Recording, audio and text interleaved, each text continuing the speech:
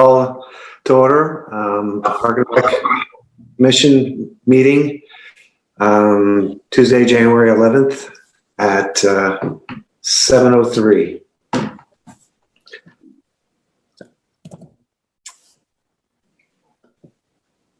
So I don't have to go through and read this whole.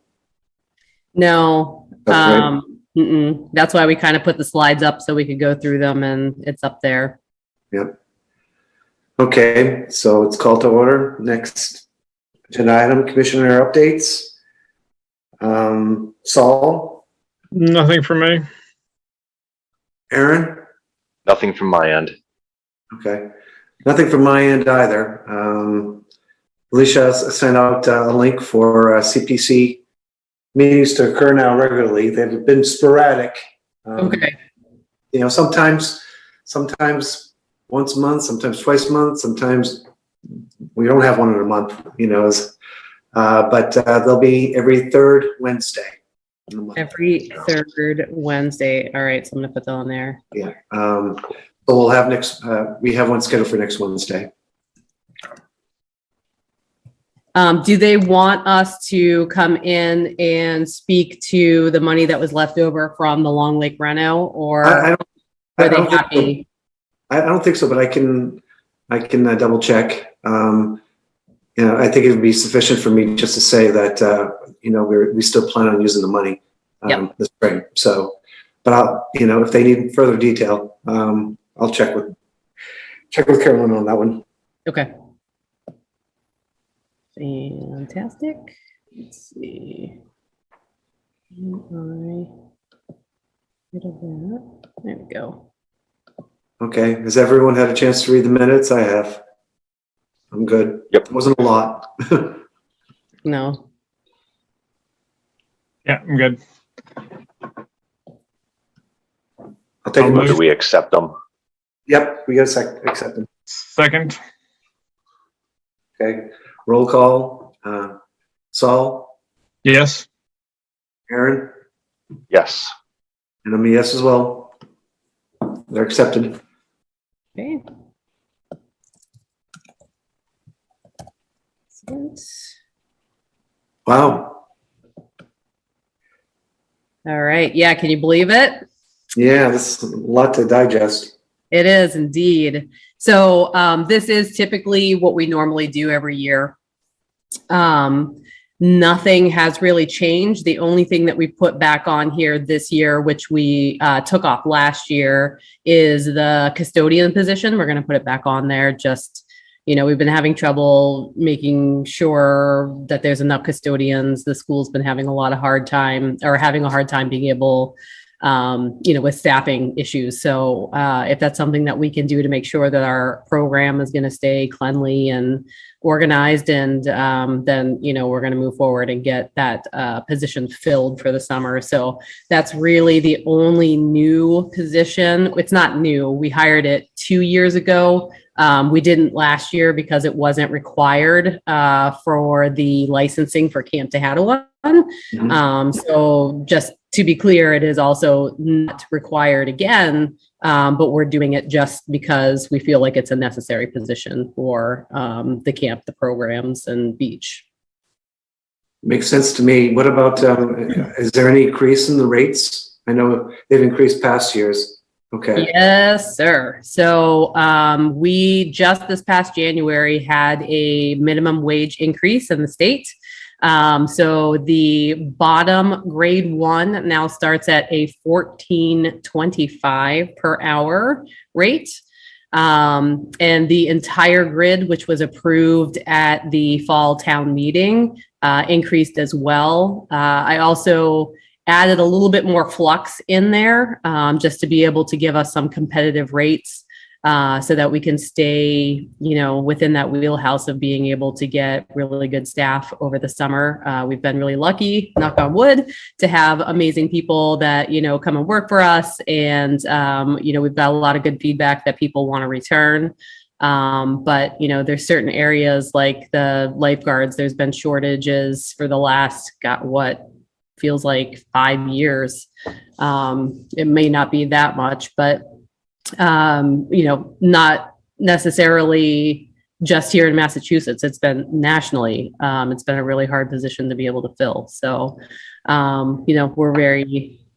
we want to be able to be ahead of the curve on some of this stuff. We're hoping that we're, going to be in those rates. Some people sound like they may be changing and increasing rates more than what we're doing, but we'll have to take a look at that after, I guess we theoretically could change if we went to the next town meeting, if we wanted to do an increase. So for right now, we'll keep the rates the way that they are. But if that's something that, we need to discuss, like we're really far behind, Tim and I were having a conversation earlier today. Maybe that's something we'll need to address at the Springtown meeting. That sounds like a good game plan. Yep. Saul and Aaron, do you have any questions? No, I mean, do we know roughly how comparable this is to the other towns in the area? I think, we do pretty good. I don't think everybody has their rates out as of yet. But what we're hearing, or, Tim, you can talk about it more if you want, because I don't want to be the third person reciting it back, but it sounds like some other towns would be a couple dollars over what we're offering for lifeguard.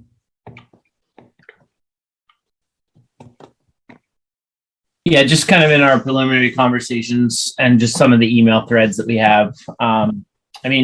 Basically everybody's right on par with these numbers. It seems like a couple of towns, especially the ones that kept their pools shut the past couple of years with COVID and really don't have a base of people coming back, have upped their rates to try to entice people to come to them so they can at least get things going again. But for the most part, we're right in line with everybody. We made the jump with DCR a couple of years ago. We're staying ahead of the minimum wage curve. So, the other great thing is we have a lot of really, really awesome teens and young adults who work for us who, they like being able to hop on their bikes or, roll out of bed and be at work in 5.5 minutes. So, it's a good job. And, as long as we try to keep them happy and, keep their parents happy and, keep the energy level and the fun level up while we're still, putting forth a good service, then I think that we'll have a retention rate. I would say we had, out of everybody I talk to on an annual basis, we have one of the highest retention rates out of any rec department around. So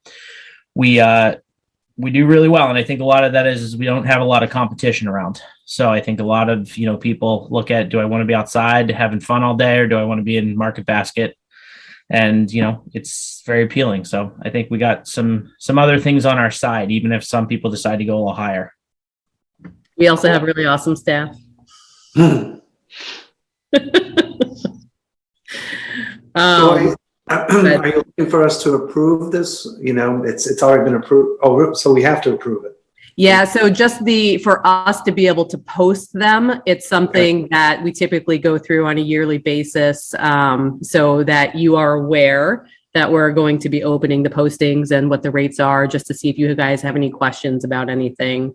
And then, yes, we will move forward and post those positions. So typically, we try to get all of the interviews lined up, February, a little bit of March, and then hopefully we'll have everyone, booked and ready to go for our all staff meeting, which is in May. Okay. Just so I do have one person in the waiting room. Do you guys want me to let her in? Her name is Linda. Okay. All right, I'm going to approve her right now.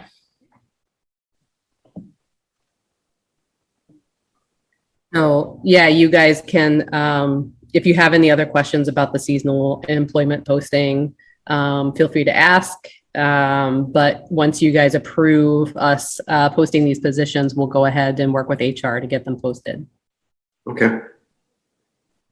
Is Linda in? Linda is in. Hi, Linda. Do you have any specific questions on what's the discussion with the seasonal employment posting?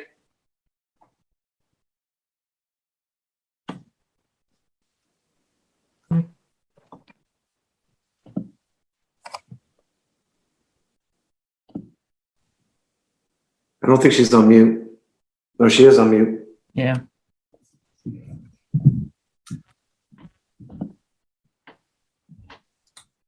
Linda, can you hear us? Okay. Okay, well, we'll continue. She came off mute for a while. Oh. If you're trying to speak and you can't speak, you can always try to call in with your phone. That's another option as well if that's not working.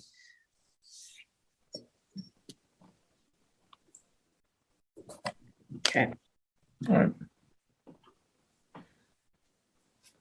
So, any questions? Is there, I guess, just, is there anything with with HR now that changes in terms of the way you go through this, or is it gonna probably go pretty similar? Yeah, as far as our department goes, we're much more streamlined than any of the other departments. I'm not trying to, be, but we really are. We have it down to a science. We know exactly how this works. There's, so many people, especially the kids that come through this process. And, for a lot of folks, it's their first job. So we have to be really meticulous about the process. So, it's tried and true method. And, we've told our new HR director, Michelle, that if she wants to change stuff, we can look into it and do that. But I think she's happy to go with the process that we have.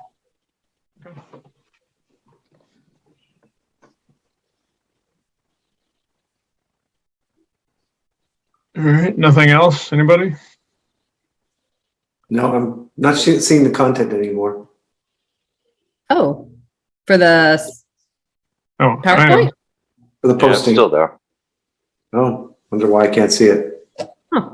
Did you You change changed your? Speaker view or something? Yeah, let me get it back.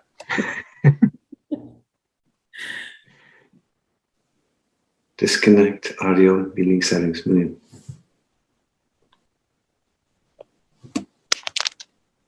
All In right. the meantime, are you ready for a motion, Mike? Are you? I am ready for a motion if there are no further questions.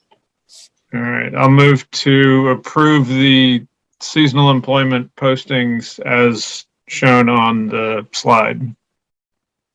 Yeah, I will go ahead and second that. Okay. Roll call. Aaron, Yes. Saul, Yes. and I'm a yes as well.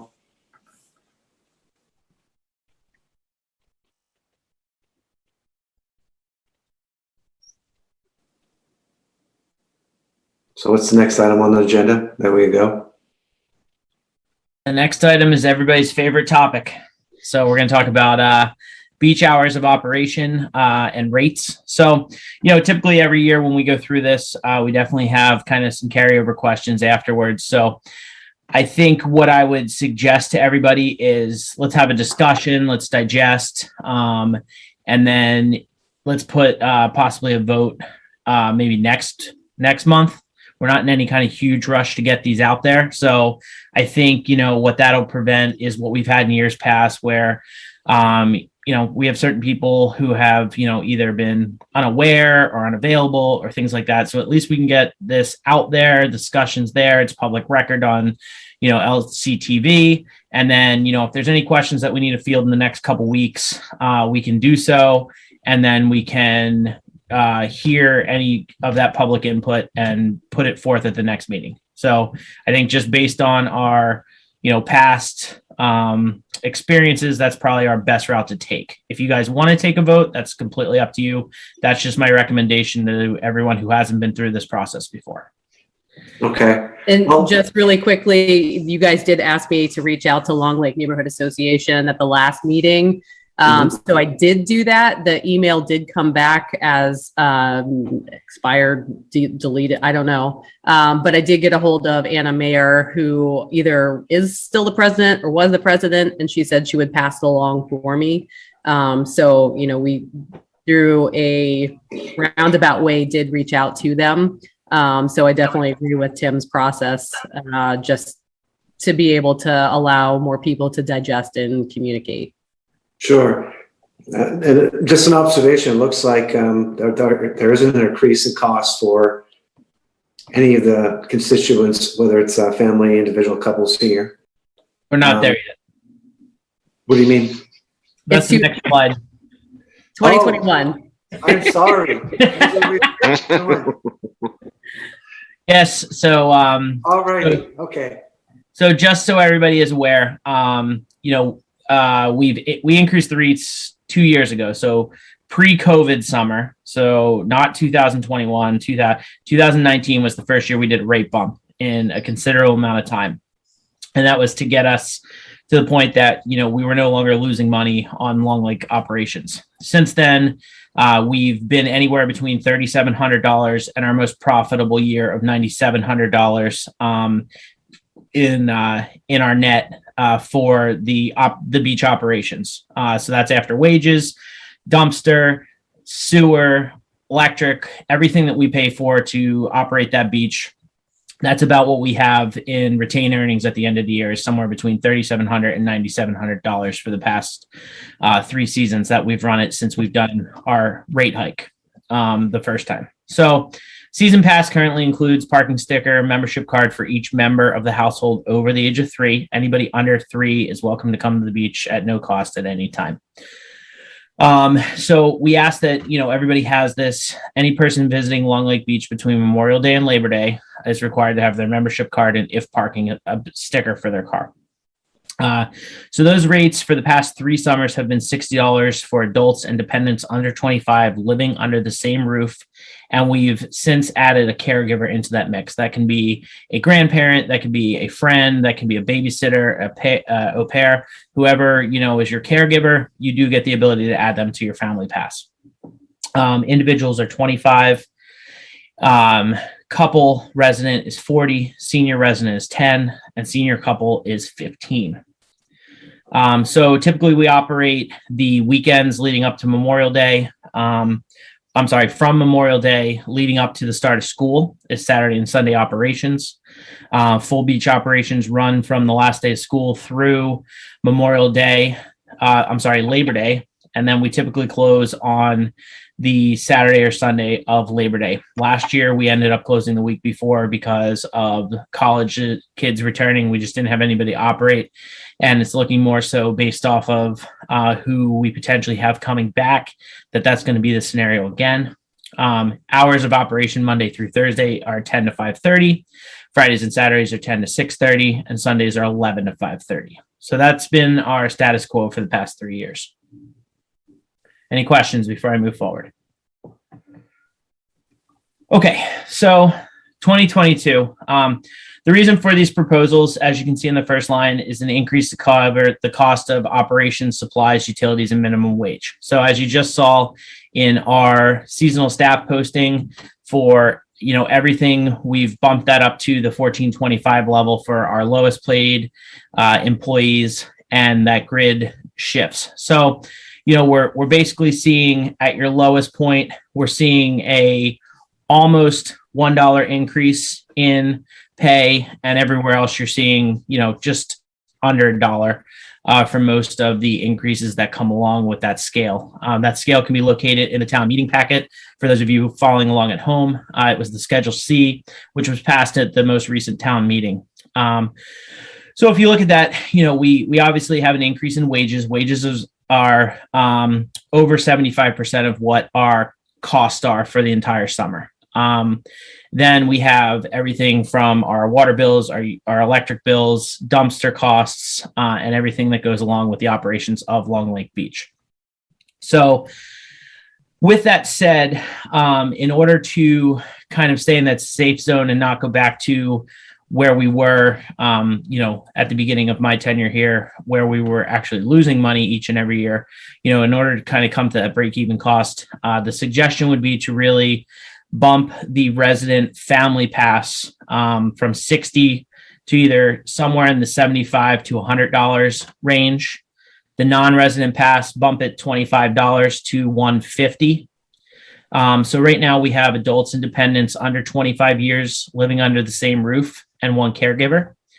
One of the options to kind of keep closer to the $75 margin, and possibly not raise the cost of a non-resident pass, is to do what some of our fellow towns are doing. So Devens is over 4 people and Acton is over 6 people, but they have a set rate, and then it's an additional $15 for a household member over whatever number you set. Now, this is feedback that we've received in the past from the community, that a family of 4 basically pays more freight than a family of 6 or 8. So this is just another opportunity that we could say, okay, we've heard what you've said in the past. So rather than set it at $100, we could set it at $75 and have this extra $15 per person added on, is an option that we could give you. The other thing that I would suggest is that we bump the additional parking stickers up to $20 for non-residents. Really, the only thing that does, I mean, that's not really as much as bringing in revenue as it is deterring non-resident cars. A lot of people at $10 just like, oh yeah, give me another sticker. But as we see, more and more patrons come to the beach, especially with the increase in the number of second parking stickers that we've had in the most recent years, on our busiest days, it does kind of start to become a problem with our limited parking that we have down there. Day passes would remain the same. Per car parking, $15 for residents, $20 for non, per person rate, $4 and $5 respectfully. So just to give you an idea, I'm just going to stop sharing my screen for 1 second. Great. See if I can get in here. Where did it go? Sorry, Mike.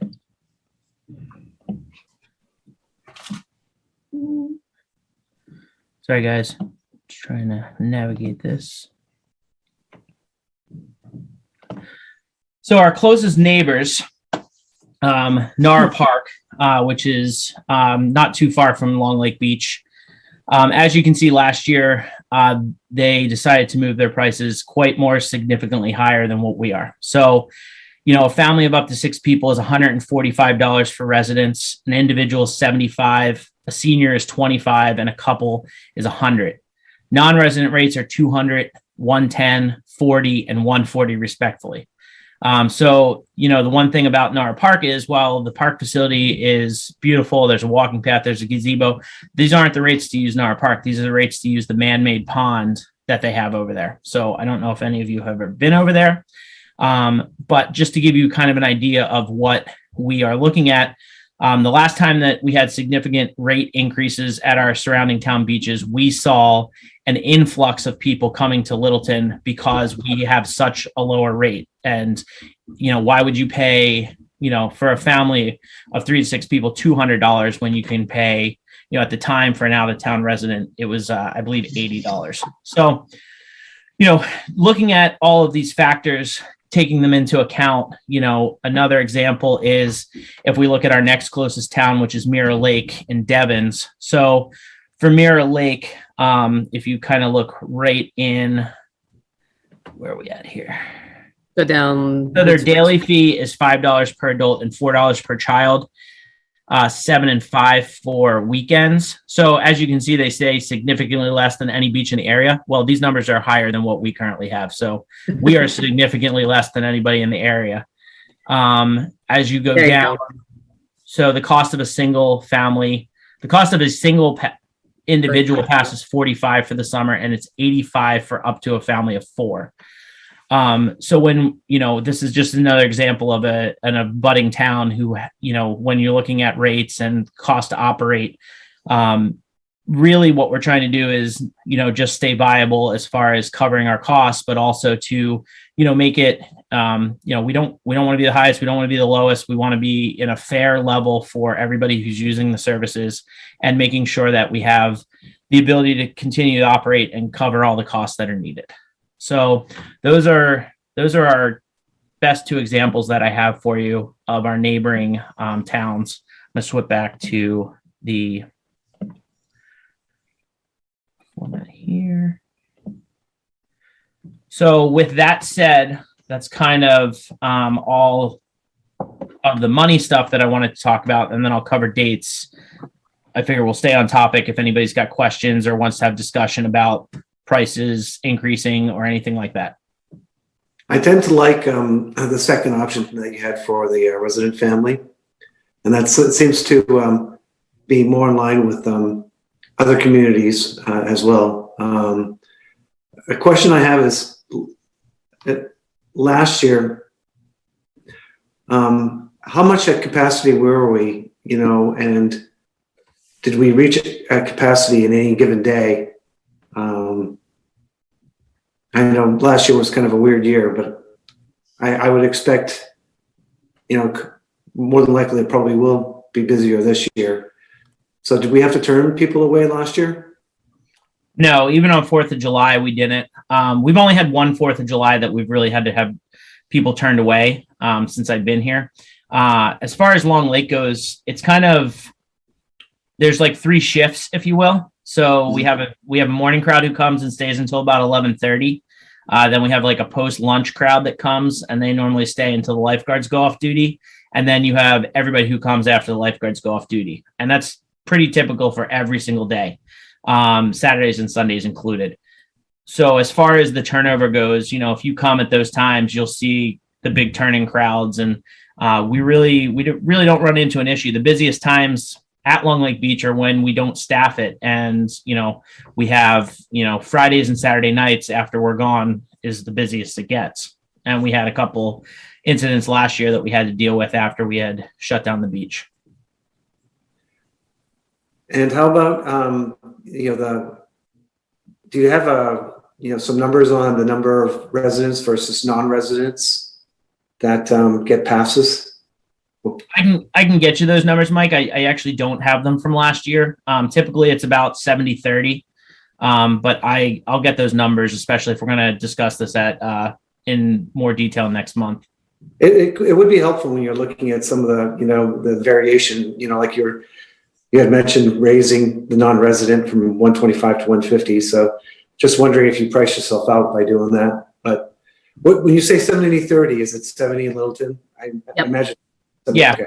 Yeah. In recent years, we've seen it kind of turn more Littleton. In the first year that we did it, it was kind of very balanced. But after that first year, especially during COVID, we really saw a lot more Littleton residents getting their passes. And I think, just through the education piece of, why we did what we did, it started to make sense. But that rate typically, even with our programs, is always usually around 30-70 or 25-75. We always, for the past few years, have hovered around that percentage mark. You're saying for the passes or for additional programs? I missed that. Everything, really. It's just kind of around. Okay. Even to Hadelin? Is that ratio? No, I think that ratio is definitely going to be a bit different. But if you look at everything overall, it's about that. Okay. I don't have any further questions. Saul and Aaron. I was wondering, so Tim, do you think that the non-resident rates is the highest we can go? I know Mike had said we don't want to price ourselves out. I'm more concerned about whether or not we're leaving money on the table. Like if we did another $5 across the board on all those non-resident passes. I'm worried about going to 150, about pricing ourselves out. Mm-hmm. Okay. So I think 125 was kind of a huge sticker shock. If I remember correctly, we went from 75 or 80 to 125. We didn't get too much pushback because, people wanted to come to the beach and, be at the lake. We don't know until we do it, but. One thing I noticed when you were showing the narrow park rates, I think one that stuck out to me was the resident rate for a family of 6 was 143. Was that right, or 148? I think it was 45. Yeah. 45. That was an 45, early bird rate, Mike. Yeah, that's before the rates go. That's before the rates go up on March 31st. Oh, That really? is 200. Yeah. For residents? Yeah. Wow. So I guess the question is, are you worried that you might have too much of an influx, of based on that. You had mentioned it happened before in the past. So, I mean, I don't know. I think that I think that we have a good base of a good following, if you will. I think that you have people who are loyal to where they go. I know you guys all probably have your favorite places that you go with your family and you're set. And, I think that really what we're looking at, I don't think it's about leaving money on the table. I don't think, if anything, it's the other way around, just making sure that we cover costs. And I think that I spent hours trying to figure out, what is the right thing to do. And, really it's about, like I said, covering costs. And if we can find somewhere in that price range that I gave you guys, I'm not so much worried about other people flooding our beach because we're that much cheaper. In the past, Okay. that was a major concern. When we started this endeavor 5 years ago, it was a huge concern. We had that problem. yeah. Okay. I think now that we've come to the middle ground a little more, I don't see it being as much of a problem. Tim, will Okay. you flip forward to the program budget slide just to show that difference? Yeah. That one. So there you've got, it's showing that our revenue that we made was $76,835.50. But after the end of the season, and we're getting some people signing up for programs now. So that skews the rate just a little bit because there hasn't been a ton of signups. But the net that, we had at the end of the year is $5,360. And, just to kind of put that into perspective, that's half a sailboat, so if we had to replace it, so our margins are pretty tight. We're just making sure that, we're being able to cover all the costs and, we really do need to look forward to be able to, if we're not going to have potentially capital money available to us, since, we've got all these buildings that are coming up and our debt ceiling is going to be really high, we have to start having a reserve so that we can take care of our own equipment, and not have to count on, the capital fund. So we really do need to start making a little bit more so that we can have, nice equipment, nice facilities, and that we're able to do that for the public because they deserve that. And that's part of our mission statement that, we want to be able to provide that. Do these, and with that in mind, are these rates going to help towards that? Do we expect to make a little bit more than, Yeah, so they will help us make a little bit more, especially to the $100 side. I mean, 75 is kind of your break even. We'll walk away with about the 4% that you're seeing right now if we sell the same amount of passes.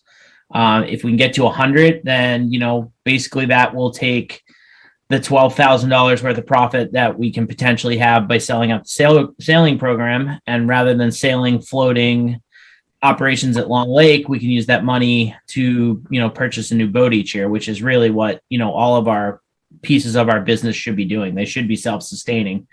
So, if we can then take revenues from sailing program to buy sails to do, all of the things that we need to be doing, then, it just makes everything work better year after year. yeah. What was the non-resident rate last year for family? It was 125, wasn't it? 125. Yeah. Yeah. I'm not a big fan of raising it for Littleton residents. Much more than $15 if we don't raise it at all for non-resident families. That's my take. And that's exactly why I don't think it would be the best thing, but I think in the interest of fairness, that's why I had suggested that we do the increase as well, just so everybody's helping cover the costs. Nobody's getting a free pass, if you will. Yeah. The one area I think I might push a little bit because Tim and you and I hadn't talked about the parking rates, but I think, and maybe I'm thinking about the daily parking passes. So I don't know if that's changing, but I think for non-residents that probably should increase maybe more than that 20. Because you think about it, like Aaron, you've got family of 4, right? How much does it cost for you guys to go to the movies, which is just for, you know, a couple of hours?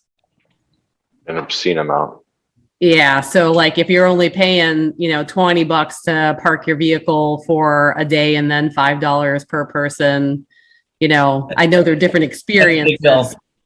What's that? It starts to be a big bill. And Yeah. since we give you a pass anyway at the end of the season, there's no, it's a net zero gain because Right. once you spend that money and you've gotten your season pass anyway, there's no sense in really messing with that number. The $20 for the second car sticker. It's not for Okay. Parking. Okay. I gotcha. No, but I think Alicia was talking, or I think the opportunity might be in the day pass per car. Yep. You have the resident 15, non-resident 20. all that does is get you to your free sticker quicker. Yeah. Because if they keep their receipts and, you know, if they've logged in and they have an account with us, we do keep track of it. And then once they meet that 75 or 150, you know, they get their pass for their family. So yeah, Tim's right on that.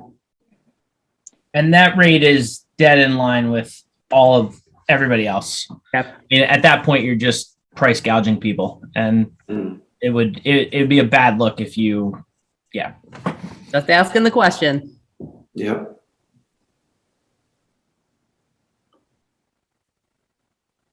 All right. So I don't know if you guys want to discuss a little bit what you think. I did have one, you know, alternative suggestion. So if you're raising the resident $15, why not raise, you know, if the non-resident $15 as well? If that's the cost, or do we feel like I don't understand your question. So I was looking at the second option, which was 75 to 125. Yep. Non-residents, it was 125 last year, correct? So Correct. there's no bump up at all, and we're bumping it So up. there is a bump up because what I'm suggesting you do is set that number.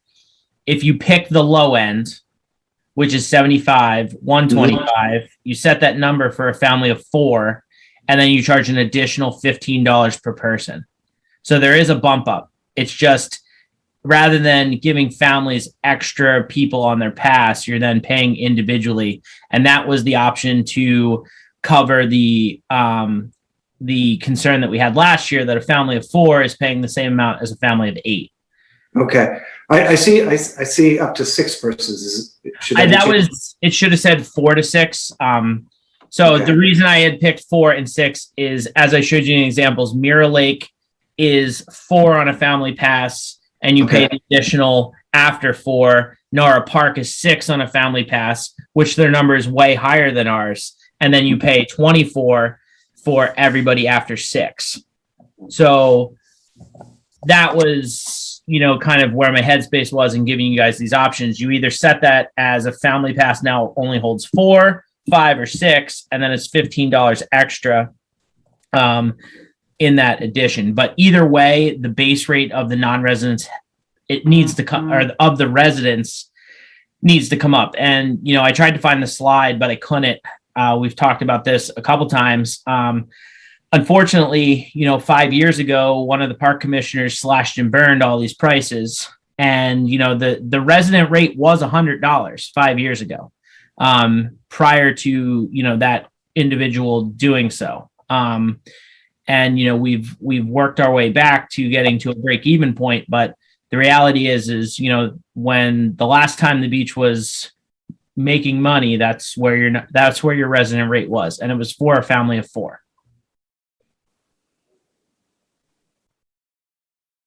Yeah, I guess the only comment I have, I think, on that is that, you know, the other rates and previously the non-resident rate was, you know, give or take twice the resident rate, and that kind of makes, you know, sort of a sense in terms of a ratio or a path. So I think I'd like to look at it, you know, even if you do the the 75 resident for 4, then, something 140, 150 non-resident for 4 would be my thinking around that. Okay.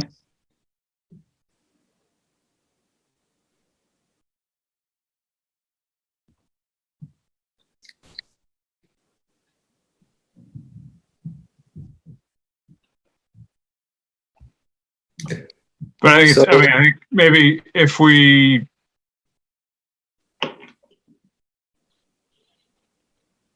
Go ahead, Saul. no, I was just trying to think whether we want to, we have this kind of as a draft at this point. Maybe clean it up a little bit and just so that we have a target proposal for people to think about over the next month and before the next meeting. Yeah, we can definitely do that. Ideally, I think the decision's going to be, is it just a set base rate, which is option number 1, or option number 2 is a set base rate, limit the number of people, and then an additional cost per member after that limit. So whatever you guys, I'll be happy to put that together. Just, send me your request on kind of how you want to see it.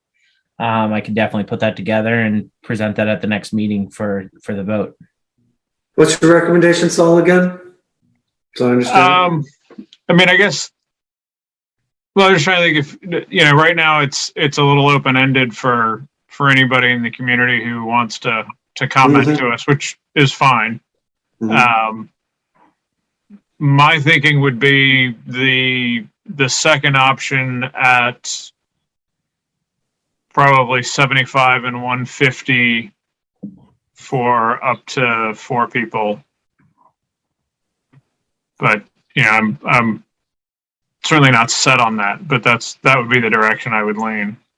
Yeah, I think Tim was worried about pricing ourselves out with that much of a jump for the non-residents. But that's why originally I had thought about if it's raising it $15 across the board, so 75, 140 seemed reasonable to me.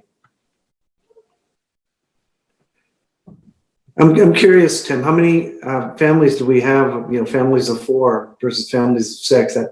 Did we try to eyeball that all and see what that was? It's pretty even. If you said 4 and 6, it's probably close to a 50-50 split. I think your biggest thing that you're going to see is where your families of 3 come into play, 2 and 3.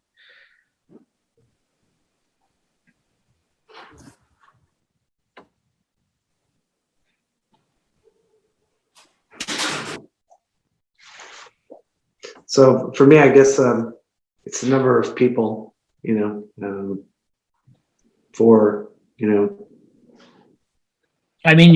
other option is just to charge a flat rate per person and go that route. That's option number 3. That's not here, but that's an option. Well, I thought that was your first option. That's the flat rate, correct? No, so that. Well, you could get rid of the family rate altogether, right? Is what you're saying. That's what I'm saying. And then everybody just, if you have a family of 3, you pay $45. If you have a family of, 4, you're paying $60, and so on and so forth. But, I think with that number in mind, and with everything wage wise and everything else, your family of 4 should really come in at 75 for residents and, at least $100 or at least where we're at our base rate is for non-residents. There needs to be, we still need to figure, we're not discounting it. It still needs to come up to at least those numbers in order to, hit our margins what we're looking at. Hey, Yeah, if you're a family of 3, it doesn't make sense to go with the resident family rate. You'd get a couple and you get an individual and you'd be less. That's it. Thinking about your comparisons to other places, the individual rate is quite low. Correct. Okay. Yeah. And, obviously, based off of having this conversation, whatever we go up to will increase so I didn't change the individual couple and senior number because obviously that's going to kind of parse out from wherever we set that rate. So, we obviously want to incentivize certain things. So to Mike's point, you're not going to buy a couple and an individual pass. You'll get the family pass. So yes, we will need to go up in those categories at whatever percentage increase that we show on the other ones, much as you saw at the other neighboring towns. It'll be scalable. Hey, Tim, sorry, I'm late coming to the meeting here. Hi, Kevin. Hello, sorry, everyone. So we're looking at the first thing here. So resident 75 to 100. So we're looking to set that as a flat rate or do the other 75, 125. Is that what we're talking about here? So what you would do is you'd either have the flat rate like we have now, which, I'm suggesting 75 is the lower limit of where you set the resident rate and bump the non-resident to 150, or you set the resident, non-resident rate at 75, 125 respectfully for a family of 4 or 6 and charge $15 per person for every additional person over that number. Okay. And so the second option doesn't change the non-resident rate, right? It still stays at 150. So my suggestion in that particular view was, since you're drastically dropping the number of people you can have on a pass, you would leave that one at 125 because you're paying an additional $15 for everybody over your 4. Oh, okay. Okay. So the 75 is resident, the 125 is non-resident.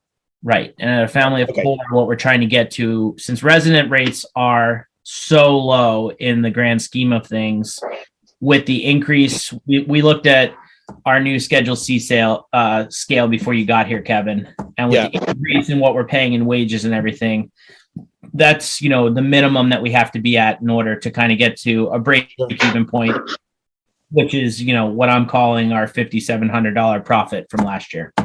Yep. Okay.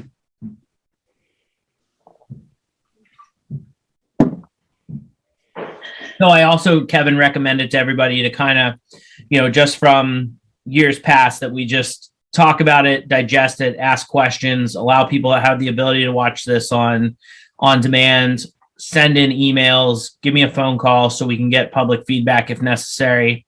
We'll digest all of that. I'll send it out to you guys, and then we can take everything that we've thought, spoken about, received, and then next month we can put it to a final vote.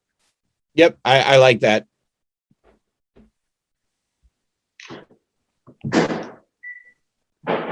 And what I'm going to do, Saul had asked, I'm going to just kind of take some of these numbers. Mike had also asked kind of non-resident, resident percentage rates, and I'll kind of put some of that together for you guys just so you have a better picture in an Excel version of what some of these changes might look like. Yeah. You're ready to move on to operating dates, times. Yeah, the other thing too is, Fred might have, have some feedback too on this. So. Yep. Sure. All right. So not much is changing. Obviously, we'll go Saturdays and Sundays, Memorial Day through the end of school. Full beach operations through the end of school through September 4th is typically when we kind of run, which is Labor Day. Based off of just, not knowing who we're going to be able to hire. If we got all the same staff back, I'm kind of looking that the last day of operations is going to be Sunday, August 28th. So the weekend prior to Labor Day again. With high school sports, with everything that we had going on, for the past 2 summers, we haven't been able to actually staff the beach for Labor Day weekend. So just, looking at historical data, this is kind of what we're thinking about. These towns with the surrounding beaches also are doing the same. Nara Park actually closes a week before this. And I'm not sure what Devon's or Mirror Lake has in store. I haven't seen their closing dates projections yet. Same schedule, lifeguards on duty Monday through Thursday, 10 to 5, Fridays and Saturdays, 10 to 6:30, and Sundays, 11 to 5:30. So not really any operational changes. It's like did you cut back the hours on the snack shack or were? No. So if you recall, Saul, last year and the year before, we've tried to push it out till 8 o'clock, and that was received with much pushback because obviously that's when everybody shows up and they don't think that they need a pass anymore.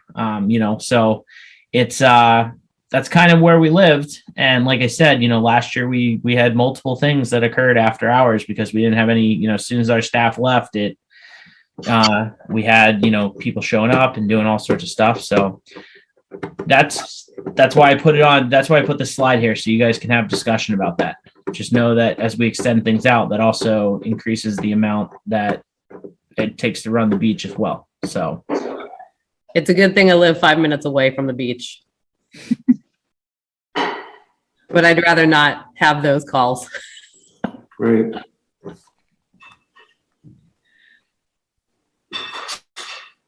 I'm fine with the hours.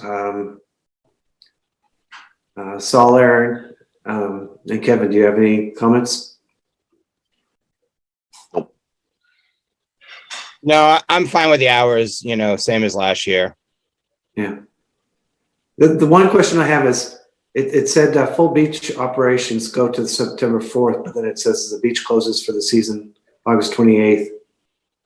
Yes. So in a perfect situation, we'll go through Memorial Day or we'll go through Labor Day Monday. I'm just saying that most likely we're going to end up closing on. I just wanted you to have the full picture. So I know that it's a little confusing, but my goal is to keep the beach open until September 4th. Most likely, based on the past 2 years, it's going to be September 28th, or it's going to be Sunday, August 28th. Okay. I would imagine we'll let the, when people are getting their passes, we'll let them know that too, right? So yeah, we'll do what we did last year, and we'll post it as the 28th of August. And if we have staffing, then we'll push it out as many days as we can. No, that makes sense. Do we want to vote on this tonight, or should we wait until we sort of have all the full discussion with rates and all that stuff? I don't think this would really have any bearing on the rates, correct? I think if you guys want to vote on this is the same thing we've done for 4 summers now. So I'd be fine if you guys want to vote on this, just take it off our plate. Yeah, there's no changes. There's nothing detrimental to it. I'm good with that.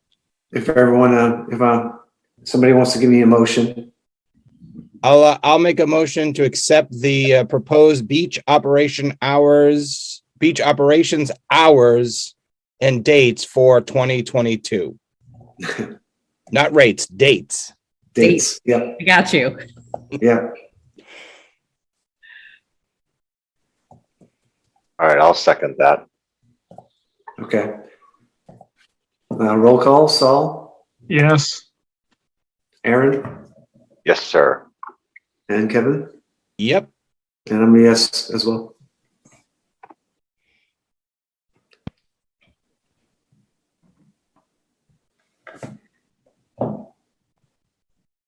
All right, this is my world here. Okay. So we'll just go over the department finances like we typically do. Just a really quick budget update. We went through most of the details of everything last month. Nothing has really changed. So yeah, if you want to flip through, Tim, we'll just go through our presentations. So December we were down. Main reasons, we added 2 full-time staff over the last month and a half. That's one thing that, in the wintertime, our revenue comes in lower. So that's kind of expected to have happened. But the good news is in this December, so the 21, we saw approximately a 56% increase for revenue compared to December 20.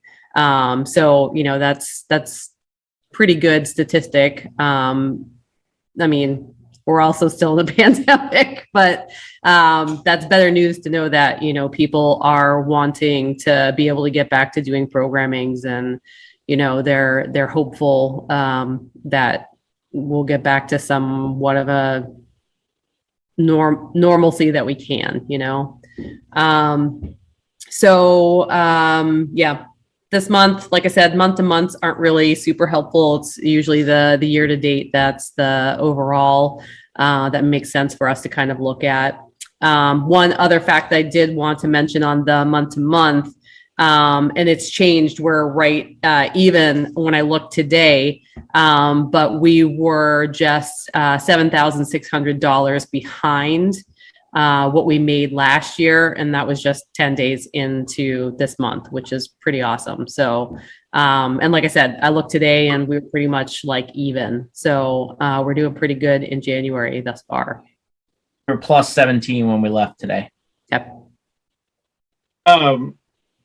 Last year was the year we tried to push all of the fiscal year spent, fiscal year income into the actual fiscal year. We're not doing that.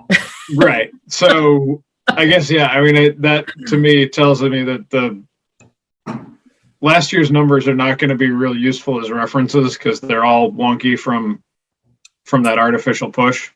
So yes and no. The difference that you're going to see is going to be July and August having these huge jumps where we didn't in the past, because people would have had like now January, February, March, April, May, June to be able to sign up for summer programming.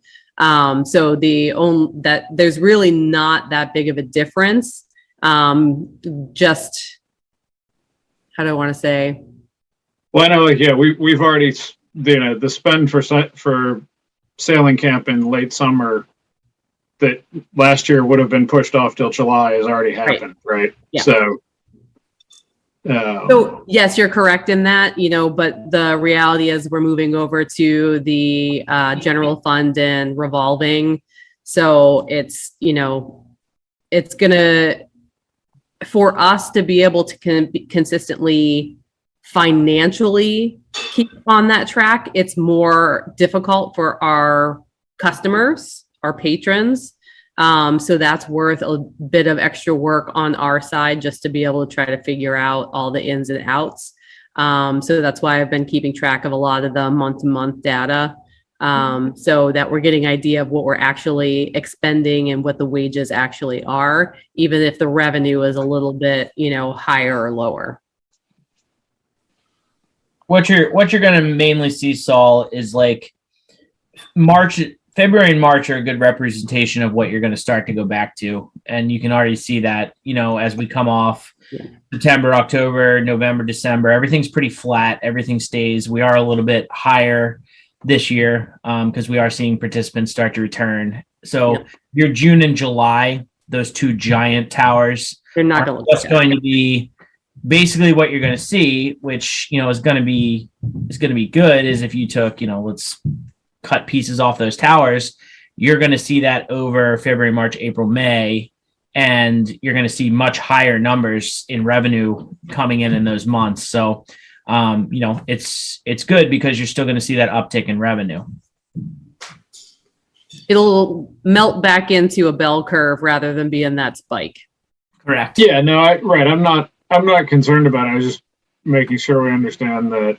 Yeah. Last year was an odd year in terms of the way we pushed our finances. So yes, indeed. It's going to be a hard one to use as a reference for anything. The last 2 years are just like. Yeah. So the other thing that, just for especially like Aaron, who hasn't been through this before, what you're going to see is it's kind of like after July 1st, we kind of deficit spend because we have no money and we have no money coming in until January. So the numbers that Alicia shows you on these slides that look really good now, are there because we took all that money in after July 1st. So we were money in and then spending, whereas our normal operations are July 1st when the budget rolls over, that money goes away. So we're taking everything in now that doesn't exist till the following year. But that's going to change, Tim, when we're on the revolving, because that will have money once the enterprise is dissolved, liquidated, that will go into the revolving, that will fill that budget. So, you know, I don't think that we'll really be deficit, but spending anymore, because we will have money, you know, in that account. So it's just going to be different. I mean, the reality is that if we're switching on to this general fund enterprise, revolving, you know, mix, we're kind of starting from scratch again, just to kind of see what things are going to look like, because the numbers are going to be completely different. You know, they're going to be covering more, especially all of the staff's benefits and pension stuff. Which is a huge chunk of change that we're not going to be on the hook to pay anymore. So we really will see a financial shift as we go into the next year with this new financial system.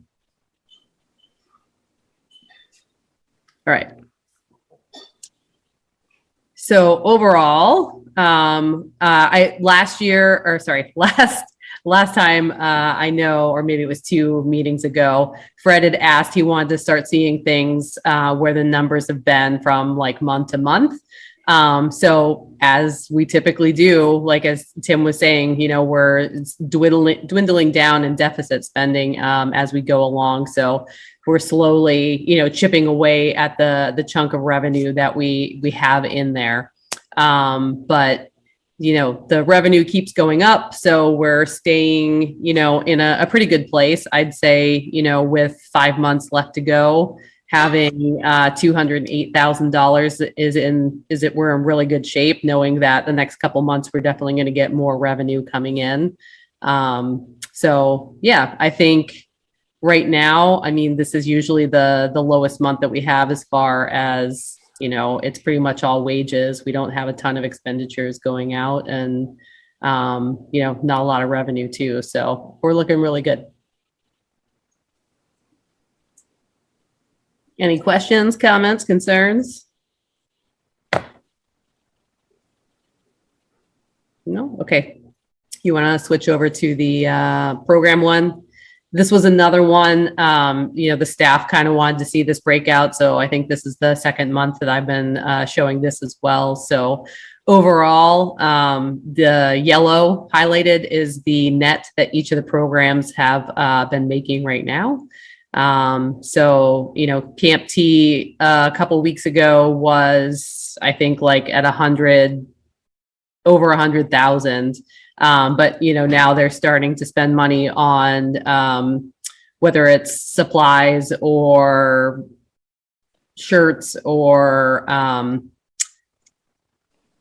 deposits for field trips and things like that. So that's where you're going to start seeing that number go down. It's consistently going to fluctuate. But I mean, right now, everything's still in the positive, which is really great.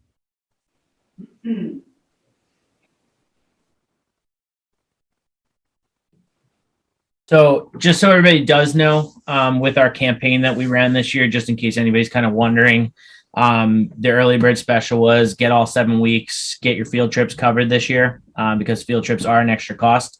So that you guys know that I ran this, you know, 6 ways to Sunday.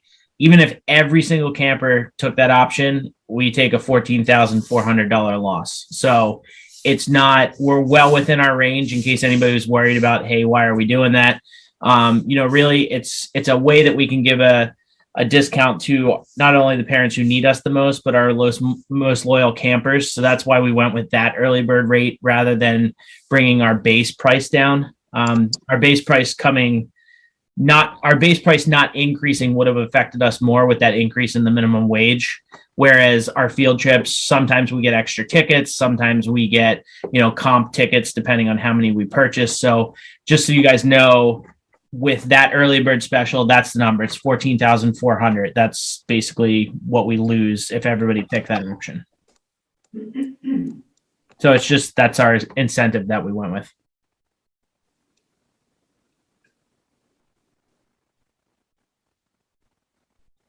Any other questions, comments, concerns? Okay.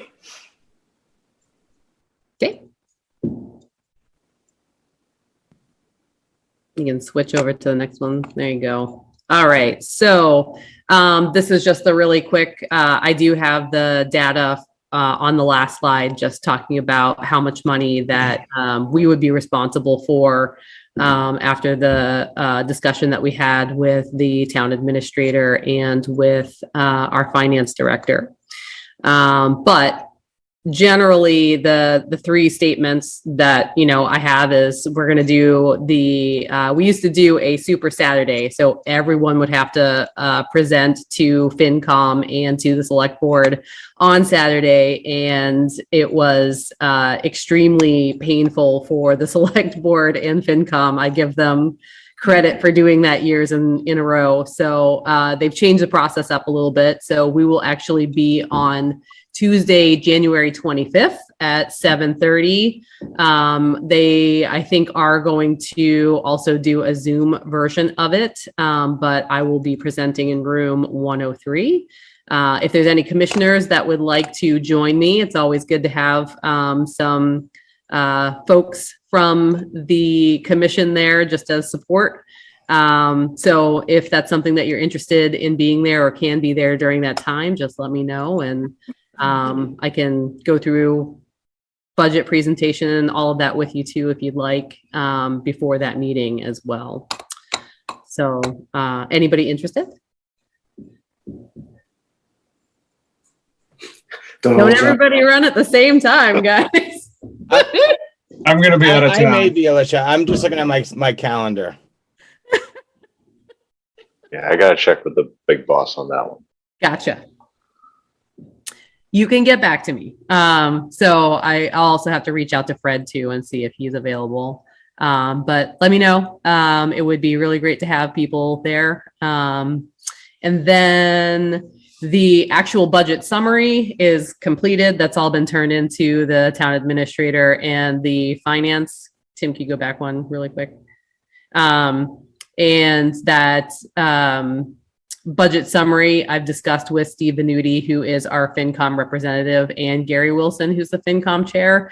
So we've gone through, you know, having those discussions on any questions that they may have and trying to work out any solutions. So, you know, we're looking pretty good in the budget process. All right, now you can switch.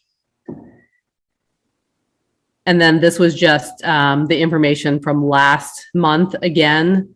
So the items that I had asked for that were sort of denied in that process. So we will still be on the hook for 253,000, a little bit plus, of staff wages, and benefits will be covered, utilities will be covered. Office supplies, we will have to take care of in-house through programming fees, mailing and printing, and meeting and conferences as well. And I broke those all up on the other side, just so you could see, you know, how those items add up. So the one thing that I am going to be doing, just as a reminder, they did say that they would not pay for the office administrator position. And that's something that we would have to cover in that 253,000. But I am going to ask for them to reconsider and to cover that simply because, you know, when we hired this new position, this position now does more data entry for payroll, helps out with the AP warrants, the purchase cards, and processes cash, check, and credit card turnovers. And a lot of that's just in-house office administration that I don't feel should be covered by program fees. You know, much as the work that Tim and I do aren't covered by program fees either. So I will ask, we'll see if they will grant that or not. But I don't know the answer to that yet. Any questions about that? Okie dokie. So it is that time where we talk about our park commission meetings. So the main questions of discussion for the four of you is, are you going to keep the meetings the second Tuesday of every month? Do you want to keep the 7 p.m. start time? And then the return to in-person or remaining online is obviously a much more complicated discussion. However, I will let you know that there is a very hard deadline of April 1, and I don't think that it's a joke, that we will not be allowed to continue using remote meeting options after that point, as far as open meeting law is concerned. So we would have to go back to in-person meetings. That may change, on the state level between now and then. And I will keep you up to date on that. But if we do decide to remain online, that there is a deadline to that in the near future. Deadline meaning that you will no longer be able to do it remote, or? Correct. That's correct. Yep. If you remember pre-COVID, we weren't allowed to do it at all. I think it's, I guess, not necessarily a discussion we need to have tonight, but there's been a lot of really positive benefits and civic engagement from being allowed, to do these meetings in a situation such as Zoom. People that potentially couldn't actually physically be in a location, it's allowed them to be more interactive, which has been really great. But it never was allowed in the past. So that's something that, they may discuss the benefits that come from that, or they may just decide that we're going to go back to the way the old laws were, and we're just going to have to meet in person. Well, my vote would be that my suggestion would be that because I do agree about the civic engagement part of it, Alicia, and just the convenience of meeting via Zoom or whatever platform we use. Yeah. That we go remotely as long as we can until we're mandated to go back to, or we as a board decide to, stop going back. But I like the remote sort of meeting. Yeah. Zoom has grown on me over the past 2 years and like a fungus. So, I do think, and I think that was one of the complaints that we got previous years, especially around beach time, was, we don't know when the meetings are. We can't always get there. We have kids. The meetings go late. So I would say we try to do it as long as possible. That would be my suggestion. Heard. And I would second that. Yeah, I would agree with that. I would also, it's probably worth dropping a note to our representatives that maybe the one good thing that's come out of all this has been the ability to be engaged this way, and that if they're looking at this deadline coming up, they might consider either extending or modifying in some way that we can continue these things. Because I think it is, and I guess I would say that even if we do go back to in-person meetings, we probably should go ahead and start booking rooms for the meetings after April 1st. Because even with all our new rooms, they're apparently pretty hard to come by. Yep. But there is, I think, even if we were to be in person, we would have the option of inviting people to either view or participate remotely. That's where it's questionable. Okay. So I think once you start getting into the hybrid question, where we would physically be in one place and people can join us online, that gets to be like, you have to get LCTV involved. They have to, kind of moderate like a webinar type of system, and there's not a lot of spaces that are set up to conduct that type of meeting. Also, there is not a lot of staff to go around to be able to, add on those hours to do that for all the meetings. So, And so previously our meetings were not recorded. Is that correct? a while ago, that is correct, but we used to meet at the police station in the community room, and we were recorded there in that space. But that space is not set up to do a hybrid where you can interact with someone on Zoom. Correct. They did do that recently. At the police station? I believe so. Okay, I'll look into that. And then I think some of the new library rooms are set up that way, but I'm not positive about that. I know that's not up and running yet. Yeah. Okay. Not intended to be, but not running. Yeah. So do we have to take a vote on, on the schedule, or? So yeah, the schedule, I definitely would want you guys to take a suggestion on it. But if you're going to amend, I don't know if you want to just stick with the second Tuesday of every month, keep it at 7, and then you have your list of dates. So those are the main things to be able to vote on, because the online is really outside of our realm, I guess, of making a vote, because it's not really up to you. So if everything goes through with open meeting law and nothing changes, then we will have to go back to meeting in person on the April 12th meeting. Right. Well, we did make a decision. I mean, we could go in person for February 8th, but what I'm hearing from everyone is they want to wait till until the deadline. So yeah, we've made that decision point. Yep. I'd be willing to take a motion on that with, addressing this come April 1st, which would, that would be the third meeting that we're scheduled to have, right? April 12th. Well, so you'd have to have that discussion. Well, we'll talk about it again at March 8th to see if Correct. I have any updated information for you, because the next time that we would meet after that would be April 12th, which is Correct. past that deadline. Yep, correct. So, with that in mind, I'll take a motion to, I'm personally fine with the second Tuesday of every month and a 7 p.m. start time. Everybody else is.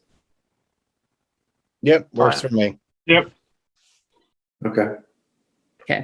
Then the dates that you have on there are the second Tuesday of every month, February through January of 2023. All right, so I will make a motion to accept the schedule of meetings listed on this slide, February 8th through January 10th, 2023. And then keeping the meeting on the second Tuesday every month with a 7 p.m. start time. And just to amend that, February and March's meetings will be remote, and following meetings will be in person unless something changes. Yep. I'll second that. Okay, roll call. Saul, Yes. Aaron, Yes. and Kevin, Yep. and I'm a yes as well.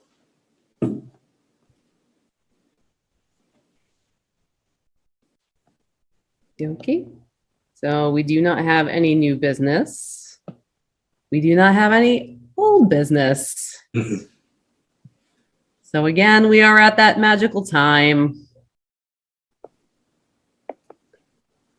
Where we just gaze at the gazebo. You can. You can. It's Do we, beautiful snow. Do we just want to check in with, Linda's been with us for the meeting, if she had any comments or anything she wanted to address? That's a good point. Linda, we're about ready to adjourn. If there's something that you wanted to discuss.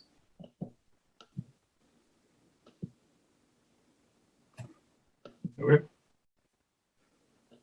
Yay. Yeah, she's still on mute, so. right. Maybe you guys put her to sleep. Yeah. I'll make a motion to adjourn. Second. Okay, all in favor? Aaron, Aye. Saul, Yes. and Kevin. Yes. Oh, yes, as well. Okay, folks. All right. Have a good night.